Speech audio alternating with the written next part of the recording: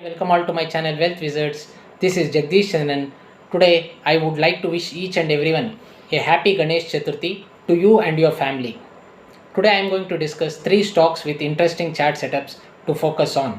First stock that I am going to discuss is about Bajaj Finservice. Current price is 1560. The stop loss would be 1480. Hind Unilever. Current price is 2489. The stop loss is 2380. The third stock that I am going to discuss is about Piramal Enterprises Limited (PEL). The current price is around 1085. The stop loss would be 930. As per my technical analysis, suggests that these stocks are looking good for medium term to long term investments. Everyone, if you are watching our video for the first time, do hit the like button, subscribe our channel for more market updates and market insights, and also comment so that we can make more such videos. That's all for now. Happy investing. Take care.